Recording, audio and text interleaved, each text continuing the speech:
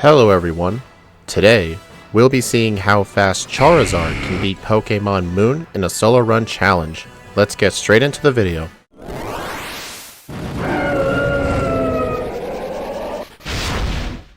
Last week we played through Pokemon Moon with Venusaur, and while it wasn't that bad, it definitely could have gone a lot better. But it was still very interesting to use strategies like Z Sleep Powder. Today though, we'll be playing with Charizard. I think Charizard's going to go a lot better. We have 78 HP, 84 attack, 78 defense, 109 special attack, which is actually 9 better than Venusaur, 85 special defense, and 100 speed. And just like with Venusaur, we're in the medium slow level up group. As you can see on our level up moveset, we can use a heart scale to get Wing Attack, Flare Blitz, Heat Wave, Dragon Claw, or Shadow Claw when we get to Mount Lanikia. But our level 1 moveset is actually going to be Air Slash, Scratch, Growl, and Ember. I'm actually pretty surprised we get Air Slash early on. Venusaur was stuck with the default Tackle, Growl, Vine Whip, Leech Seed strat, while Blastoise is going to be Bubble, Water Gun, Scratch, and Tail Whip, I believe. So having a 75 power flying move with Stab is going to be really great. And then throughout the rest of the levels, we get Smoke Screen at level 10, and then Dragon Rage at level 17, then Scary Face, Fire Fang, Flame Burst, Slash, Flamethrower, Fire Spin, Inferno, Heat Wave, and Flare Blitz. And also taking a quick look at our TM set, we're not going to have access to Earthquake, which is unfortunate, Double Team, Overheat, and Substitute. Not having access to Overheat isn't really going to be that big of a deal. However, there is a very good move we get. We can actually get the very first TM in the game, Work Up. This will boost our attack and special attack by 1 stage, and if we use it as a Z move, we'll get +2 attack, which would honestly just serve us until we get the Swords Dance, which we also learn. But other than Work Up and Swords Dance, we also get Dragon Claw, Roost, Return, Brick Break, Solar Beam, Flamethrower, Fire Blast, Rock Tomb, Aerial Ace, Flame Charge, Echoed Voice, Steel Wing, Focus Blast, Sky Drop, Brutal Swing, Will-O-Wisp, Shadow Claw, Fly, Bulldoze, Rock Slide, and Dragon Tail. So definitely a huge array of moves that I can't wait to use. Anyways, the very first island, Melee Island, is going to be relatively easy. In fact, I'm not even going to play intros for Alolan Raticate. You know why? Check it out. Even though we're only 1 level away from Dragon Rage, which does one-shot, Air Slash is enough to just 2-shot anyway, so it's going to be a very easy fight. And another fight that's going to be very easy is the Island Kahuna fight Hala. Air Slash. It's just that powerful. In fact, Melee Island has been going so great, I don't even get the Expert Belt. I normally get this with a lot of Pokemon, but if I need to get it, I can always backtrack with Fly on Charizard. Well, not this Charizard, but the right Charizard. Anyway, we're on our way to the next island now. There are going to be some actual interesting fights here, so stay tuned. This isn't going to be a 5-minute video, trust me. At the Pokemon Nursery just after Paniola Town, I can actually get the TM for Hidden Power. And while we're here, I'm going to talk about it. Our Hidden Power typing is going to be Hidden Power Ground. The reason we're running Hidden Power Ground is mainly for 2 fights. The Fire type trial on this island, and for the 2 Olivia fights. Olivia on this island is actually going to be a decently tough fight. Our ability is going to be Blaze. You may wonder, why not use Solar Power? You can get some very good damage boosts in the sun. However though, Sunny Day is $50,000, so I won't be able to really buy vitamins that much. And Solar Power does drain our health whenever it's sunny. And there are going to be some fights where having a Blaze range actually does matter. And our nature today is actually going to be Modest Nature. 100 speed in the medium slow level up group with 100 speed EVs, which is the vitamin threshold, will be enough to let us outspeed pretty much every threat in the game. If we were in any different growth rate, then yeah, I would 100% get a plus speed nature. But thankfully, we don't have to worry about that. There are 3 trials on Akala Island though. There's the water trial, the fire trial, and the grass trial. The water trial should theoretically be the hardest trial here, but Wishy-Washy tends to be pretty incompetent, so why don't we check out the fight.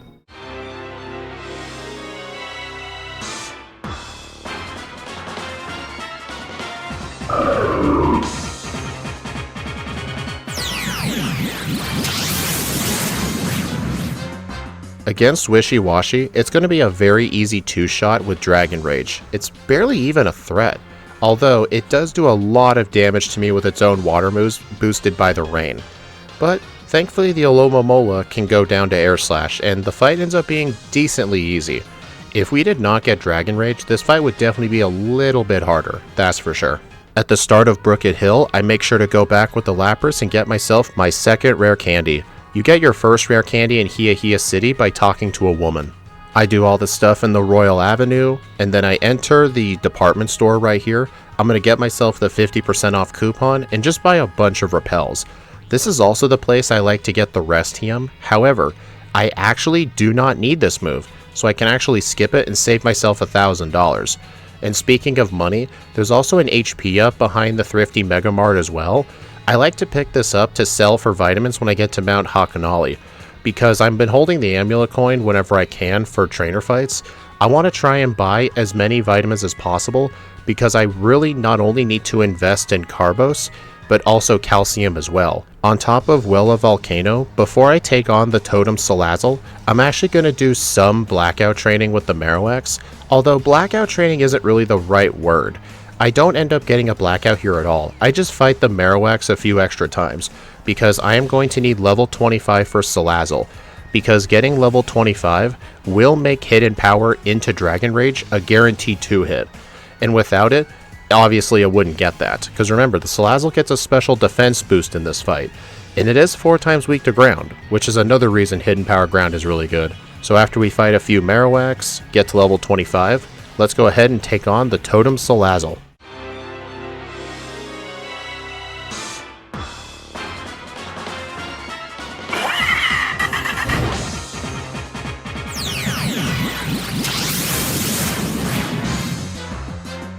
Against Totem Salazzle on turn 1, I go for Hidden Power Ground, and then I will switch into Dragon Rage to get the 2-shot.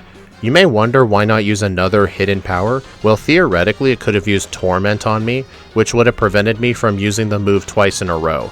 But either way, it's going to be a 2-hit no matter what we do. I do want to mention on this route right here, I am going to get a couple of resets. The reason is, I need to get some cherry berries for the Olivia fights here. I only have 1 cherry berry, but I still need another one. And you can save scum in front of the berry trees, so I end up getting 2 resets while finding my second cherry berry. I also do fight a bunch of the trainers in the area, just before I do the grass trial. You may be thinking, wait a minute, the Lurantis fight isn't that hard, and while you are correct, I don't need the training for Lurantis, I need it for Olivia. I need to be able to challenge Olivia at level 33, and that's the bare minimum, so doing some trainers here will help me get to that level. And anyway, Lurantis is just completely easy, no need to play the intro. As soon as I defeat the Lurantis though and leave the lush jungle, I'm actually going to head into this patch of grass just north of the Pokemon Center by Brookett Hill. You may be wondering what I'm doing in here. I'm actually trying to find wild Caterpie. You may be wondering, why do you need Caterpie? Well, you see, I actually do need some HP EVs for some later fights in the game for specific surviving thresholds. And Caterpie give HP EVs, and they have a call rate of 15, so they are very likely to call for help, causing an SOS battle to take effect, which will give me double the EVs. I have 27 HP EVs starting the Caterpie training, so I don't need to fight too many Caterpies. Although granted, I do wish these showed up a bit quicker. There is also the question of, hey, why not just buy some HP ups? Use the HP up behind the store. And while yes, you are probably correct, looking back at this definitely wasn't the right play. I should have just used some HP ups. But I was thinking, if I get these HP EVs naturally, I can save that money from not buying HP ups and actually buying calcium and carbos, because I'm going to need a lot of money for those vitamins. But I am able to get the HP EVs I need off the Caterpie in no time at all. And as soon as I finish up on the Caterpies, we're not going to go fight Olivia yet. I'm actually going to go start doing SOS training on Psyduck. I'm only at 13 special attack EVs right now. If I were to just go all the way to Mount Hakanali and maybe have like 22 special attack EVs, I would have to buy 8 calcium just to get the special attack I need, and that leaves me no money for carbos. And by the end of the game, I need 140 special attack EVs and 132 speed. So I'm going to need to do some special attack training while I'm here, because this will also save money and let me buy the carbos that I need as well. If I still need special attack in the mid-game, I can actually just fight the ghosts in the ghost trial over and over again for special attack. I do the Psyduck training until I get around 63 special attack EVs. My goal isn't to get to the 140 on the Psyducks right away, it's just so I don't have to buy as many calciums, so I can also spend money on Carbos as well. And now, we are approaching the Olivia fight. I make sure I get to level 33, and I'm going to enter the Olivia fight with the following moves: Hidden Power, Air Slash, and Work Up. Those are the only 3 moves I need. So let's get started with the fight.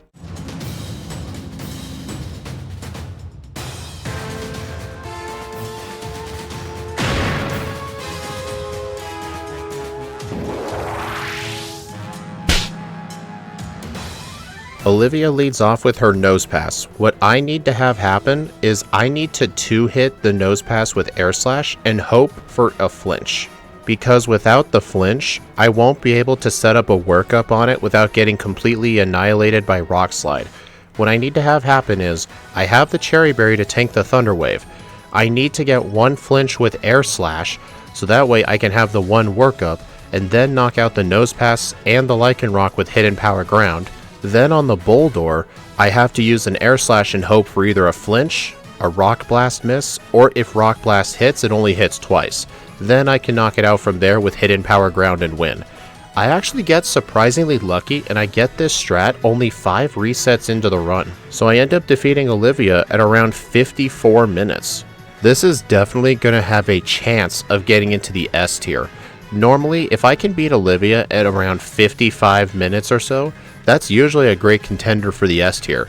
I think if the second Olivia fight goes well, we might actually see a very good playthrough, but the second one is going to be far worse than the first. Blah blah blah, Aether Foundation stuff. Oh look, we're on the next island, and we have to fight Hau here. Like always, we're not required to beat this guy, but I would like to try. However though, I don't expect this fight to go well because Alolan Raichu is extremely powerful, but funnily enough, I actually end up beating this guy. I'm not sure how, but hey, I'll take it.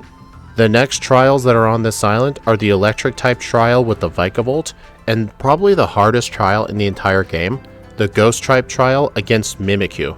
And the funny thing with the Electric trial is that the Vikavolt is actually holding an Oka Berry. This will reduce the power of super effective Fire type moves. However, I have a very creative strat to bypass that.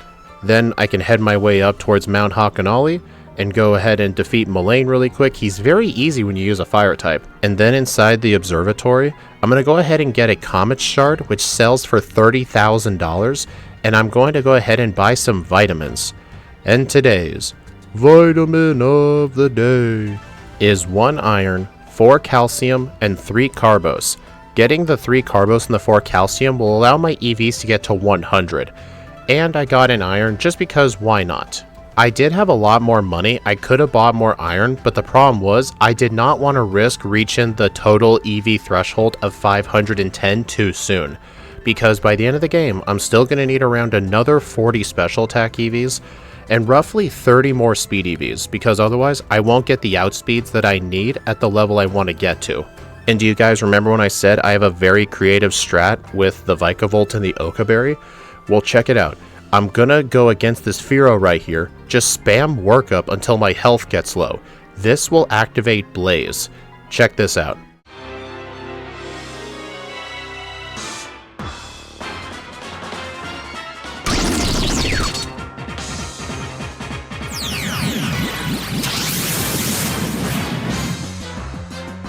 On the Vikavolt, if I'm in Blaze and I use Inferno Overdrive on Flame Burst, it will do so much damage that the Oka Berry can't even save it, and that will allow me to get the one-shot, because without it, it could survive, send out the Charjabug to help, and I am weak to electric moves, so getting hit with Spark and Thunder Wave will not be good. So getting Blaze is actually the preferred strat there, which is always very fun to pull off. The Guzma fight in the Mali City Park isn't that hard, mainly just because bug types aren't good against fire and flying types. I'm not sure if you guys knew that. Then I can get myself a Mudstale Ride Pokemon, and then we can head our way towards the Ghost Trial. Before I even consider taking on Mimikyu though, I'm actually going to rematch the Ghastly, Haunter, and the Gengar here over and over again. The Ghastly gives 1 special attack EV, Haunter gives 2, and Gengar gives 3. And then what I do is I have to manually run back out, tell a Sorola I want to leave, then go walk back in and then fight them over again. This is going to be way more efficient than SOS training on Psyduck, especially since I'm already way too powerful. If this Pokemon could learn the TM for False Swipe, which Professor Kukui gives you after you clear the first island, it would be better to go train on Psyduck. But sadly, this Pokemon just cannot learn False Swipe. I only do the training on these ghosts until I get to 127 special attack EVs. I know I'm still 13 short, but I'm pretty confident the trainers at the Aether Foundation can get me the rest of the special attack EVs that I need. If not, I can always go back to Route 10, grab some EV reducing friendship berries, and correct my EVs from there. But I'd say at level 39, with Air Slash, Flame Charge, Flame Burst, and Hidden Power of Ground with the Fire EMZ, I'd say we're ready to take on Mimikyu, the hardest totem fight in the entire game. Let's do this.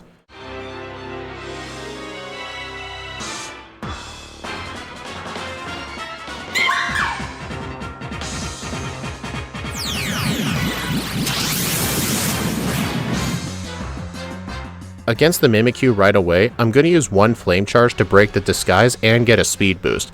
Thankfully it used Mimic turn 1 like an idiot. Then on the turn 2, I'm going to use Air Slash on the Mimikyu. You may wonder why not Fire EMZ. A Fire EMZ will not kill from that health, so I had to use the Air Slash. I think if I was in Blaze range I could pull it off, but sadly I wasn't in Blaze. Then when the Mimikyu goes down, the Haunter puts me to sleep with Hypnosis, which is pretty annoying, but I wake up pretty quickly, defeat it, get to level 40, and defeat the Ghost Trial. Funnily enough, my only resets in this run have been berries and the first Olivia fight, which is actually very good. If we can keep this pace up, we'll definitely get S tier. I unlock myself the Sharpedo from Grimsley. I'm gonna go ahead and catch a Finneon with a Quick Ball. I need a second Pokemon in order to do a double battle to enter Po Town. Then I can clear out Po Town pretty easily, including the second Guzma fight. Then we can go ahead and defeat Gladion again. We're not required to win this fight, but I end up winning it anyway. And before I go ahead and take on the third Island Kahuna Nanu, there's actually a few things I need to get. I have to fly back to Wella Volcano and get the Charcoal. This will boost the power of Fire-type moves by 20%. And unlike the Fire EMZ, I can use the Charcoal as many times as I want, because I'm not limited to once per battle. The Charcoal is essentially all I need to take on Nanu, so let's get started with the fight.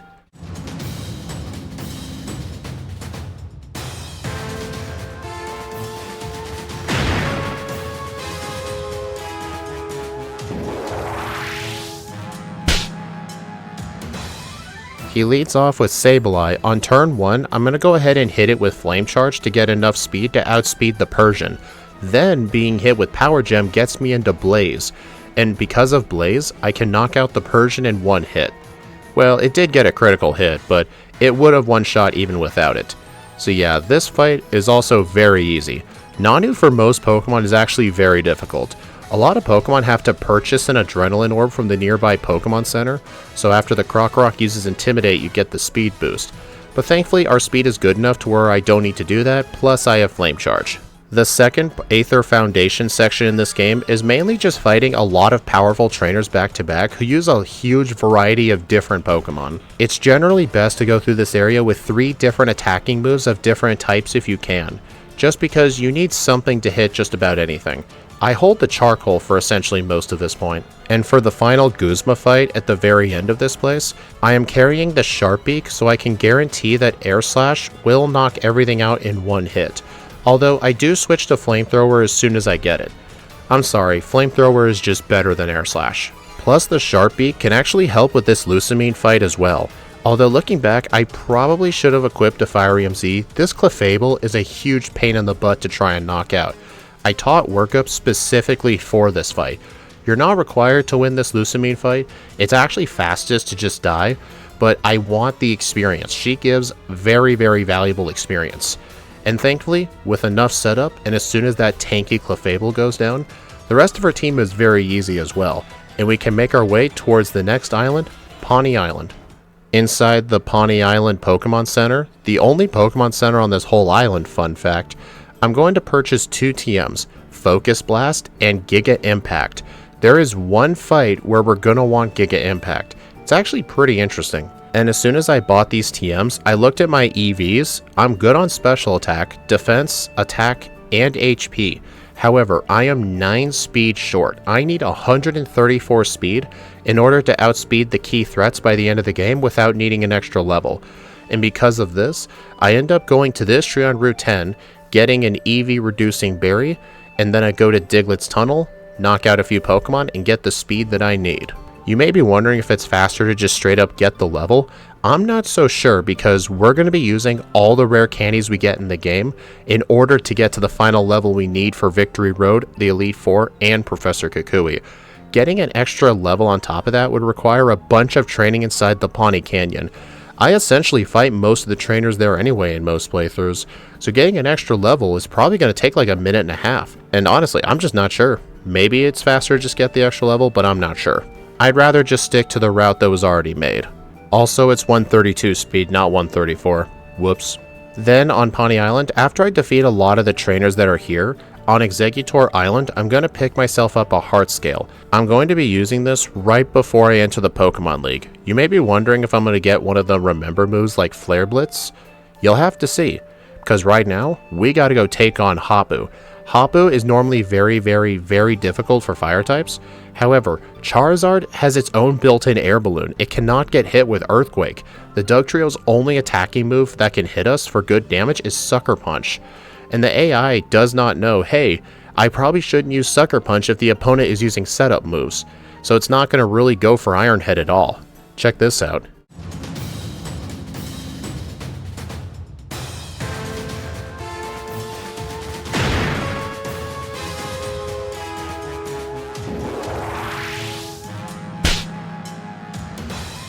Hapu leads off with her Dugtrio, just as I mentioned. I'm going to use 1 workup, 2 workups, 3 workups. Then I'm going to go ahead and hit it with Flame Charge for the one-shot and get a speed boost. Speed boost doesn't really matter.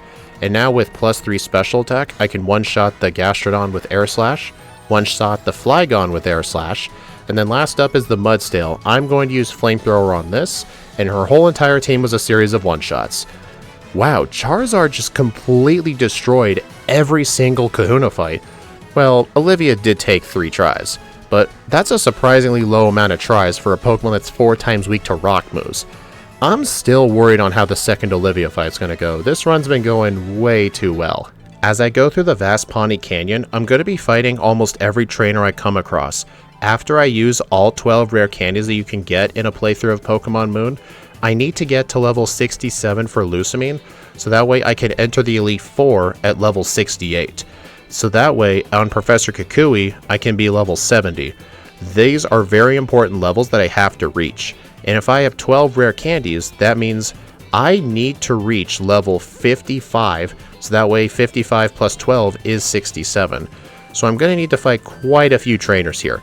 This is what I was mentioning by doing an extra level's worth of training may not be faster than just getting an EV reducing berry and just fighting like 10 Zubats. I also grabbed the TM for Flamethrower inside the Pawnee Canyon as well. I already have it by level up, but just in case I need to teach over Flamethrower for some, I can easily get it back without using a heart scale.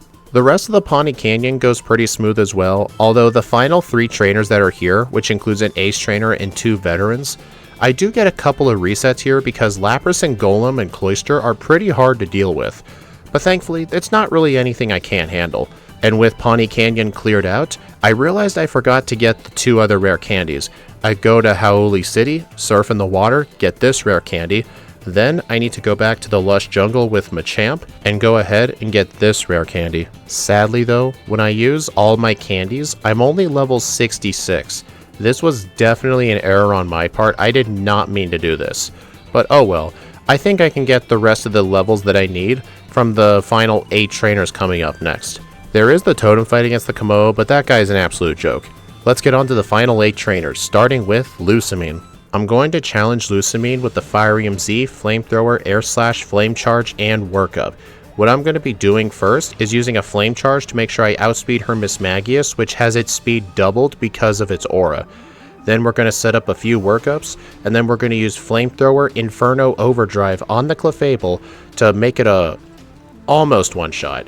You know what's very annoying? Moonblast has a 30% chance of lowering your special attack by 1 stage, and even though I'm spamming workup, this stupid thing keeps lowering my special attack, and it's actually getting ridiculous.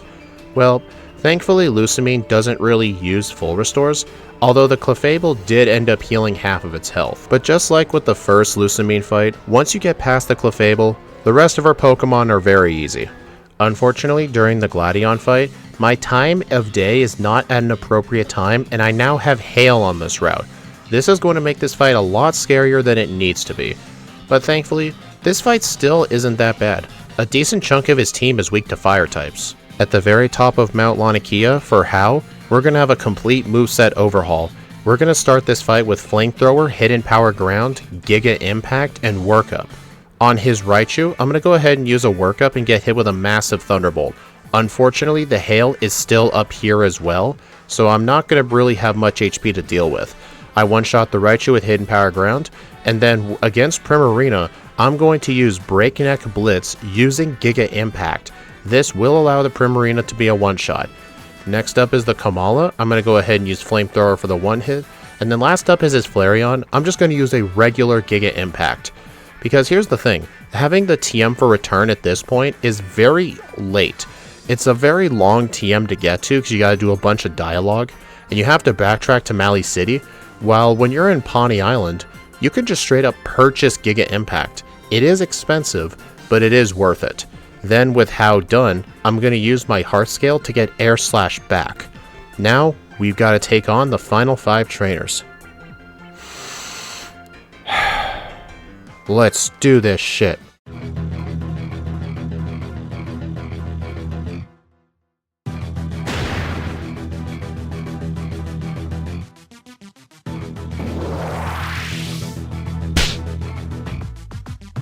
The first member of the Elite Four I take on is Hala, the fighting type user. He leads off with Hariyama. I'm just going to use Workup with Sharp Beak and Air Slash. This guy's a complete joke. Next up is the Ghost type Elite Four member, Acerola.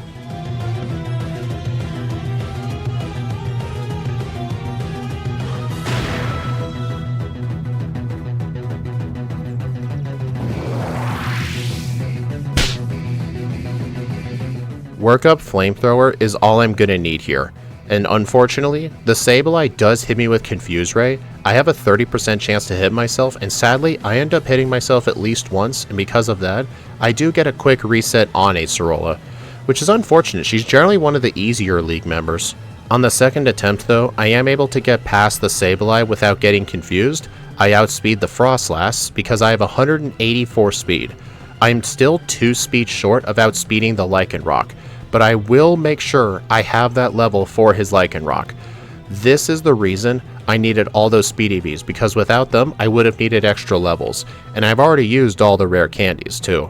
Next up is the Flying type Elite Four member, Kahili.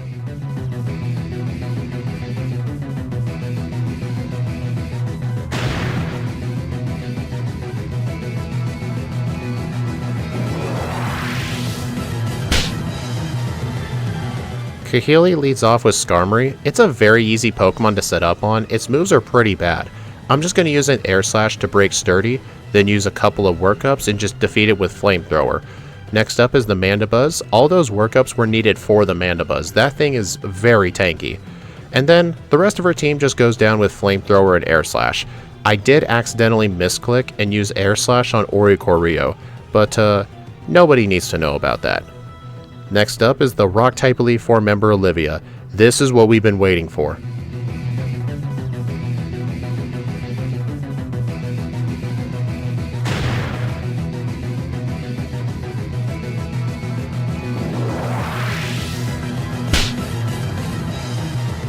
The Olivia fight is going to have a very unique moveset.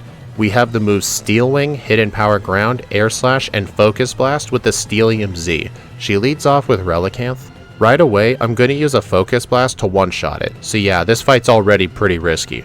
Next up is the Lycanroc. It is a one-shot with Focus Blast. And then Carbink is 4 times weak to Steel, so I'm going to use the Z's Steel Wing, which is Corkscrew Crash, and one-shot it. Next up is the Probopass. The plan here is to use Air Slash into Focus Blast. Then the same thing can be said for the Golem. Thankfully though, even though the Sandstorm is up giving them special defense boost because they're rock types, I end up getting the flinches that I need, and even though I'm paralyzed, I still win this fight on the first try. You know, I got super duper lucky at Olivia both times. It is actually insane. This is 100% going to get S tier. My S tier is just sub 220. Unless Kukui takes 10 minutes, I'm pretty confident we're going to get S tier.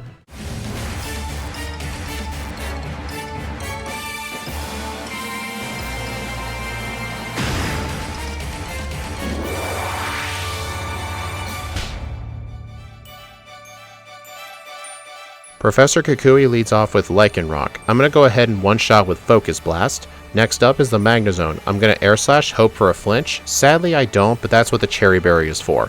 Focus Blast can take care of it from there. Then on the Braviary, I go for Air Slash instead of Flamethrower, but not like it matters. It's going to be a two-shot no matter what, and the Braviary uses Tailwind. That's going to be very annoying. And Incineroar is very, very defensive. It wasn't going to be a one-shot with Focus Blast, so I had to use Air Slash first and hope for a flinch or something. Unfortunately, I don't get that, but the reason I have Roost for this fight is to make sure I can keep my health high. And besides, I need to make sure I can knock out the Incineroar while still having plenty of HP to spare. But thankfully, as soon as the Incineroar goes down, the Ninetales and the Snorlax are very easy. Well, they're easy if the Snorlax doesn't paralyze you with Body Slam. And even though Paralysis only cuts your speed in half in Gen 7 and I can still outspeed it, I end up missing Focus Blast at the very last minute. That is so unfortunate. If I had won, this would have been first place on my leaderboard. I'm not even kidding. But sadly, this fight is going to take a second try. And when I beat Snorlax on the second try, even though I get paralyzed again, I clock in with a real time of 2 hours, 12 minutes, and 11 seconds, with 1 blackout, 10 resets at level 70, with a game time after the long-ass credits of 8 hours and 46 minutes. So yeah, having Olivia be super lucky the first time and the second time ended up helping this thing get not only a very good playthrough result, but also a placement in the S tier. Sadly, because of Professor Kukui, we did not get first place overall, but Solgaleo really needs to be re-ranked at some point, because I ended up having really bad blackouts in the early game, literally going back to previous islands. That's how bad it was. I was trying to skip centers with that run. But we don't really need to worry about that right now, and if we take a look at the leaderboard, Charizard got second place overall. It was only slower than Kyogre. Okay, even if I did beat Kukui, it was not going to be Kyogre. If so, maybe by like a couple of seconds. But Charizard had to get extremely lucky with the Olivia fights in order to get this time. This is essentially just a run where you have a very, very high ceiling, but things can also go pretty bad. If Olivia had went super badly, this thing could have theoretically ended up in the A tier. But it's still a very good Pokemon. And I don't really have the best of hopes for fire types, but Charizard definitely shows that they can be good. It just depends on their secondary typing. Anyway, I hope y'all enjoyed. Please like, comment, and subscribe if you want to see more. And be sure to follow me on my socials or support the channel through YouTube memberships. YouTube members get access to the patch files for all the Mega Evolution Pokemon we do on stream, as well as access to members-only videos and unedited speedruns. Anyway, next week we're going to be playing through Pokemon Moon with Blastoise. And then after that, I have a goal for this year. I'm going to try and release a Pokemon Moon video for all the remaining fully evolved Kanto Pokemon so far. I've technically already done Venusaur and Charizard, Blastoise will be next, and in terms of live runs, I've already done Mew, Mewtwo, and Gyarados and Porygon, so I don't really have to worry about those at least. But in order to get that done, we're going to have to make things more interesting, so most of the Moon videos for the rest of the year will be versus races. You may be wondering, won't that be a lot more work? Honestly, probably not. The only thing that really matters with the versus races is just essentially I have to do both playthroughs. And normally I can talk detail on one Pokemon, switch to another, stick to that one, then switch back. It's an interesting format, plus I think them being versus races will get more people interested in Pokemon Moon solo runs in general when they actually have to be compared against other species. But we'll see how they do when it gets there. Thank you all for watching, and I'll see you all in the next video.